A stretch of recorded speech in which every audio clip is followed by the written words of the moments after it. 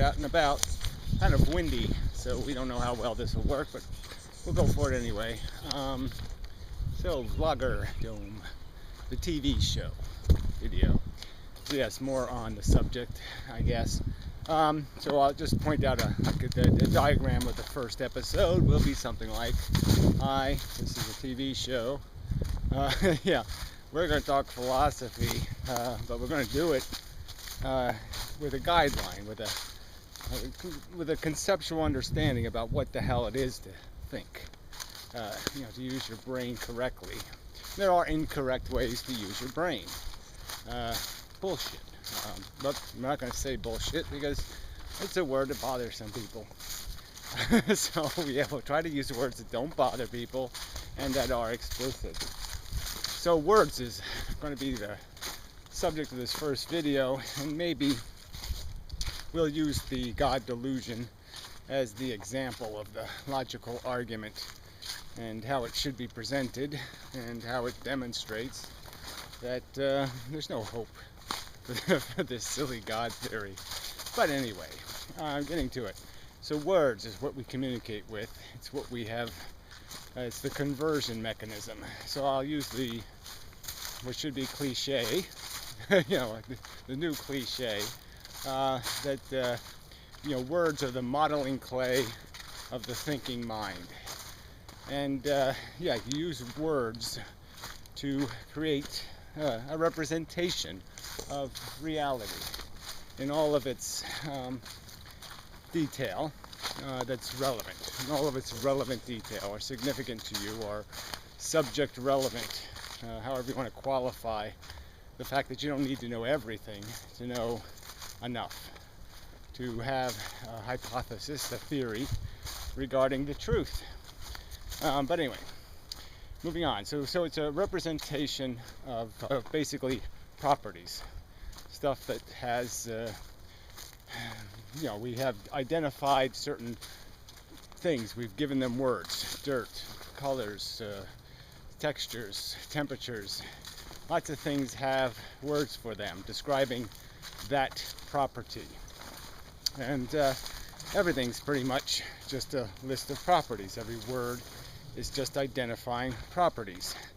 And some of the properties being identified are in fact just multiple properties, things having more than one property. Running fast, that's not a single word, but you get my drift. There can be words that indicate or require the existence of more than one property.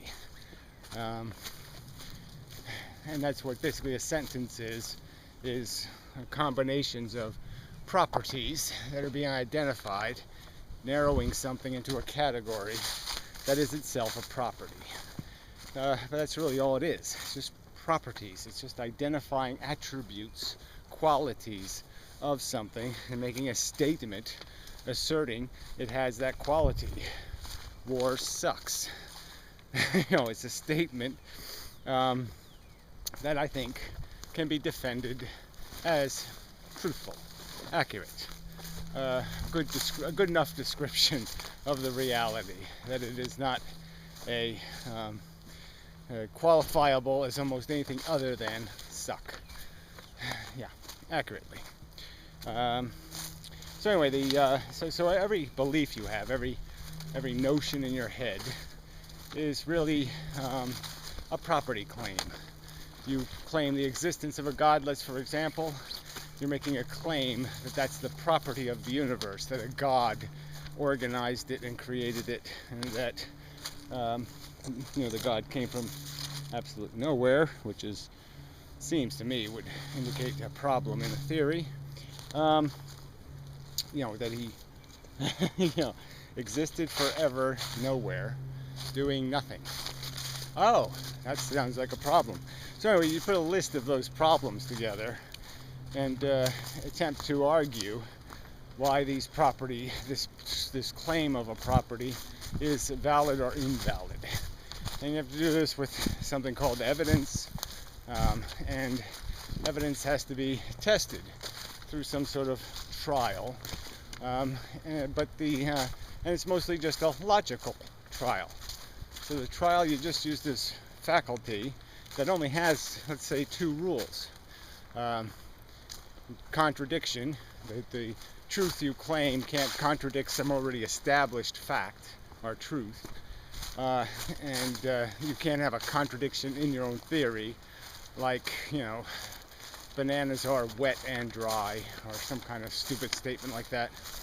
And of course, ambiguity, imprecision, just makes it impossible. So if you're, again, I'll use the math example, I think it's a good example. If I said kind of like 2 divided by almost 4, that wouldn't be very useful math. So when we use words that are inventions, all the words we have are inventions. We invented them, and sometimes we invent them badly, like the word love. Not a good invention. Used as a placeholder for everything. Spirituality, a placeholder for everything. Spontaneous, no real way that could possibly exist. Pretty flower. Pretty, subjectively.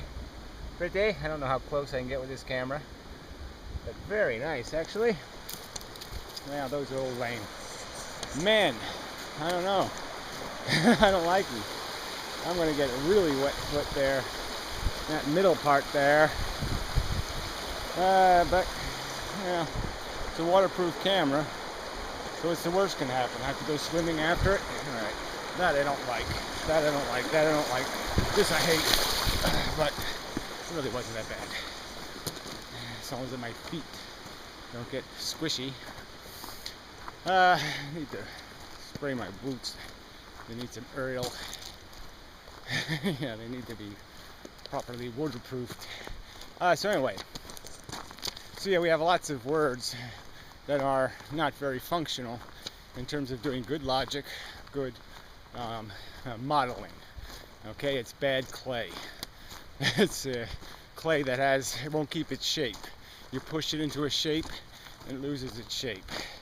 So it's no good for modeling because nobody's going to see the clay the same way. By the time I'm done pushing it around, it will have changed shape in your head because of the mushy language. So that's the real agenda change is let's scrutinize our conversation, the conversation, and find these elements where we say something that just isn't accurate.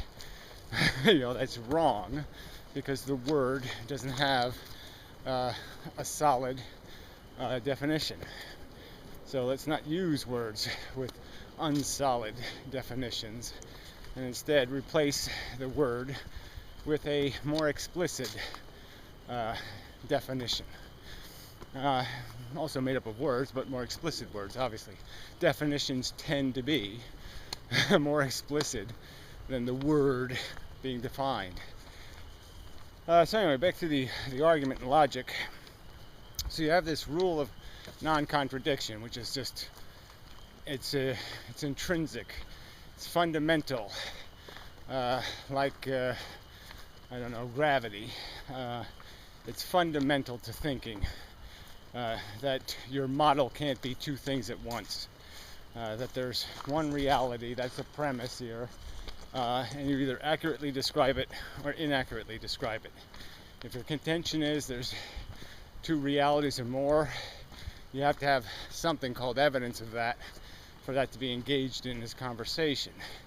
Now, maybe it's worthy of wasting time having that conversation, the proof of valid contradictory descriptions of reality, but I don't think there's any evidence. I don't think any reasonable argument can be made defending giving credence to that fable, that fairy tale, because you can just make up any fairy tale to take its place. So it has no credibility because it's just a notion that you can imagine, but it has an imagined notion without any correlation to evidence in the real world. Can't have any credibility as a claim as a property claim, as a description. So anyway, the big other thing for logic, yes, did I write it down? Absence of equally credible or more superior explanation. So for something to be accepted, it can't be necessarily proven, but let's just say for the acceptability of a theory or a hypothesis or a claim that you may have, is that there can't be a bunch of equally valid theories. So if you say there's a God, I just say, no, there's a spaghetti monster, or there's a giant leprechaun, or there's, magic forces in the rainbows. I'll just make up some crap, and that crap will be just as valid as your crap, except you have 2,000-year-old dead witnesses that I don't have, but they don't have any credibility because they witnessed to a lot of nonsense that wasn't true. So you just don't, the theory's invalid just because we can equally make up anything. If making up the truth is all you're doing, making up gets wiped out of the competition because you can make up alternative theories that are just as evidence based, just as much real evidence for them as your silly theory.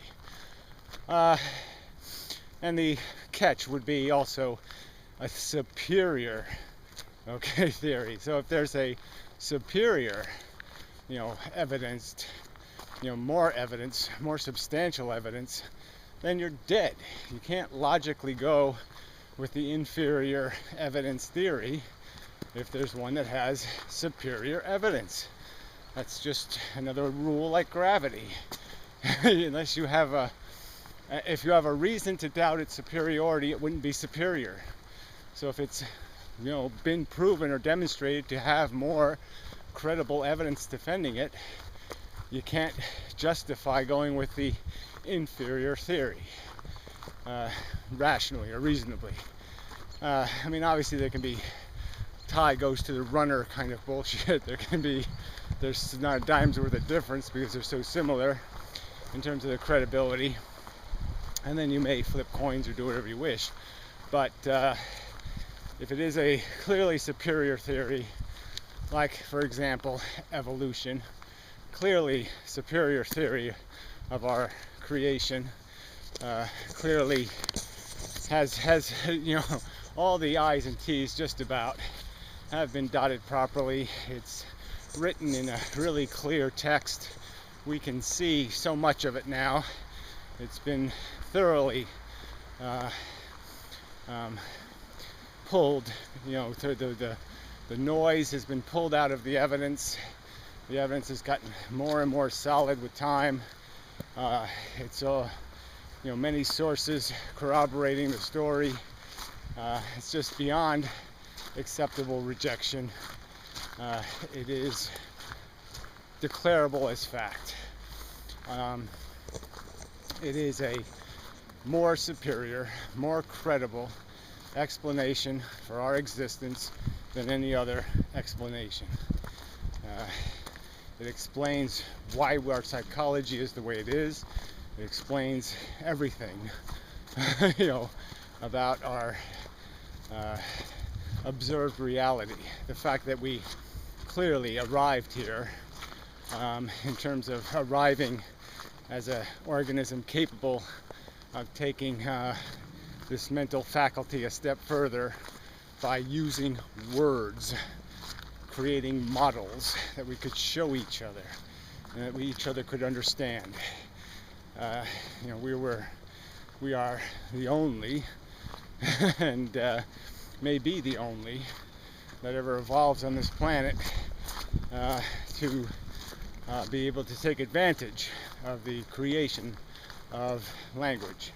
And as I pointed out, the one catch in this in the evolution is the fact that we acquired the full complement of function even before we could use it, which evolution rarely does. Evolution rarely gives you faculties you won't find use for a very long time. And clearly language only has real power when you get enough words, when you are able to store enough reference material, enough of an operating vocabulary, and it should be called an operating vocabulary. It has to be substantial enough of vocabulary for real conceptions, the more complex conceptions, to be conveyed, revealed, described. And that's what the game is, describing reality. And it does require a nuanced and complex language to do that very well. You can't do it with 500 noises or a few beat pecks or some other thing. You need a vocabulary that has been structured to do the basics, which is establish the up, the down, the left, the right, the green from the brown, from the red, do all the logistics of creating a mental image that can be conveyed from one to another in sufficient detail to make it relevant to the depth of the mathematics, the thinking you're attempting. So anyway, another video. That's the thing I'll maybe ask people to do too, is when I make videos like this, if there are some good bits, maybe you could just cut out the good bits, into a 3-minute or 2-minute, even 1 minute, just the good bits for use in the show. Any kind of editing help is useful. I will also make some stuff from whatever finished product there eventually is, my flowers, just to highlight something in the background, penny, and just some like words and other visual aids to go along with the content. Anyway, enough of a video, adequate I think. Camera test, and salute for it.